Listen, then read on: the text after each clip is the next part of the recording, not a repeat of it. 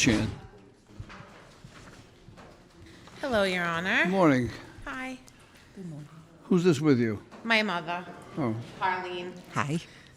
always protecting the kids, right? Yeah. I'm here to keep her out of jail. Dig deep. We just happen to have two cells. The courtroom starts off on a light, fun note. Andrea Chen is on trial for a red light violation, and she's brought her mother for moral support. The mother, a woman with a great sense of humor, says she's there to keep her out of jail. This playful exchange immediately sets the tone, showing that this isn't your average formal court proceeding. So Okay. This is a red light violation on North Main Street and Branch Avenue. Have you discussed this with your daughter? Yes, I have. You have? And what did she tell you about it?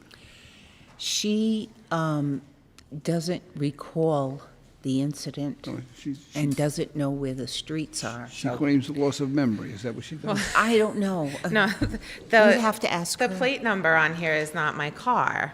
So I'm just a little confused about that. Well, let's take a look at it. Okay. This is on North Main Street and Branch Avenue. We're going to take a look at it right now. Lisa, let's go. Stop it. Okay, is that your vehicle? No. The judge gets straight to the point, asking Andrea if she's discussed the ticket with her mother. Andrea says she has, but quickly deflects, saying she doesn't even know where the streets are. Then she reveals the first big surprise. She claims the license plate on the ticket doesn't belong to her car. This raises a huge question right away. Did the police make a mistake? This plate is registered to Performance FH Inc. First Hyundai on Washington Street in North Attleboro. Yes. Are you familiar with that location? Yes, I am. I actually bought my car there. My car had a recall. I don't remember the exact date, but they gave me a ride to work. Oh, you weren't driving the car? No. And then they ultimately gave, when my car had to wound up staying there for 3 weeks for a safety recall. Well, what happened here, I suspect, Inspector Quinn, is that the summons went to the dealership, and they gave us her name, saying she was driving the car. Your name is not on the summons. The only reason you are here today is because a summons was sent to this car dealership, Right. because the car is registered to the car dealership. Yeah. Right? They notified us that you were driving the car on that. The judge looks into it and confirms Andrea's story. The vehicle is registered to a car dealership. Andrea explains that her car was in for a recall, and the dealership gave her a loaner vehicle. She wasn't even driving the car in the video. The judge realizes the ticket was sent to the dealership by mistake, and they in turn gave Andrea's name. This is a classic case of mistaken identity, a problem that's quickly resolved thanks to Andrea's quick thinking. Date. So I'm not going to take any action on this, and the summons is going to go back to them. Okay. Okay. Right? So I'm not dismissing it. I'm exonerating you based on what the representation you're making before the court, that you weren't driving the car. Right. Okay. So it's the dealership's responsibility. Okay. Your Honor, The judge, seeing the clear mistake, dismisses the case. He's not just dismissing it, he's exonerating her, a word that perfectly captures how he views her complete innocence. The ticket is sent back to the dealership who was responsible for the error. What do you think? Did the dealership intentionally lie and throw Andrea under the bus to get out of the ticket? may I tell you a little story? Let me get comfortable. Thank you. Just tell him. Well, no, it's not going to be 4 hours. I just wanted to tell you that I was born on 95 Tell Street and into my grandmother's home, Anna Minicucci. And your dad used to deliver milk to my grandmother. Yeah. So that's what I wanted to tell you. And my grandmother, God rest her soul, she always used to say, if you ever go in front of Judge Caprio, please tell him that his dad's nickname was Tuppa Toffee. You know, you made With her case over, Andrea's mother asks the judge if she can tell him a story. The judge, clearly intrigued, leans back and gets comfortable. She tells him that his father, who was a milkman, used to deliver milk to her grandmother. She then reveals his father's nickname was Tup a Toffee. This personal connection brings a heartwarming and unexpected moment to the courtroom. My day. And you've opened an area, I want to explain something to you.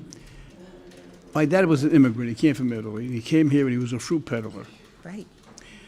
And subsequently, he got his big job in life. He became a milkman. And his nickname, as your daughter indicated, was Tuppertoffee.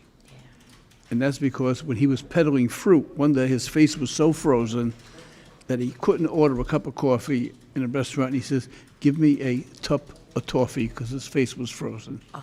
So that became his nickname for the rest of his Right. life, Tup of Toffee. But the one thing about him delivering milk that everyone talked about is that he was ordered by the company that if people didn't pay their bill for 2 weeks, that he was ordered to stop the milk. And he took a position, he would always tell us, if there are kids in the house, I'm never stopping the milk. And he never did. He was a good And man. as a matter of fact, he would take money out of his pocket and say to the company, they made a partial payment. Yeah. You know? Aw, But when there were kids involved, I'm getting emotional about it. He never stopped the He milk. was a wonderful man. You made my day. Good luck. thank you. Thank you very much. The judge's reaction is incredible. He is visibly moved by the story.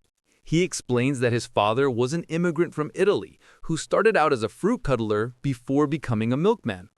He shares the story behind his father's nickname, explaining how his frozen face caused him to say cup of coffee as Tuppertoffee. This small, endearing detail paints a beautiful picture of his father's life. Thank you, Your Honor. Come on, how cool is that? If you'd like to see more cases like this one, tune into Court in Providence every weekday. Excuse me? You didn't know Court in Providence is also a TV show? Oh, wow, your life just got substantially better. To find out what channel we're on, go to courtinprovidence.com, click on your local listings, scroll down till you find your hometown, then start doing your happy dance. That's it. Move it. Move it. Nice. The judge then shares a truly emotional and powerful memory. He says his father, despite company policy, would never stop milk deliveries to homes with children, even if the family couldn't pay. He would often pay for it out of his own pocket, telling the company that a partial payment had been made. This story of his father's kindness and integrity brings tears to the judge's eyes and leaves the entire courtroom speechless. It's a perfect example of the humanity and compassion that a lot of people don't expect to see in a courtroom. Professional overview and call to action. This video is a powerful example of how Judge Caprio's courtroom is about more than just the law. It's about people, connections, and compassion. The first half of the video was a simple case of mistaken identity, where the judge quickly and fairly exonerated Andrea. But the second half, with the mother's heartwarming story about the judge's father, showed a completely different side of the man behind the bench. It was a beautiful reminder that our history and our family shape who we are, and that kindness and integrity can leave a lasting impact on people's lives. If you were moved by this story, make sure to show your support. Like this video, share it with your friends, and subscribe to our channel for more incredible moments from the courtroom.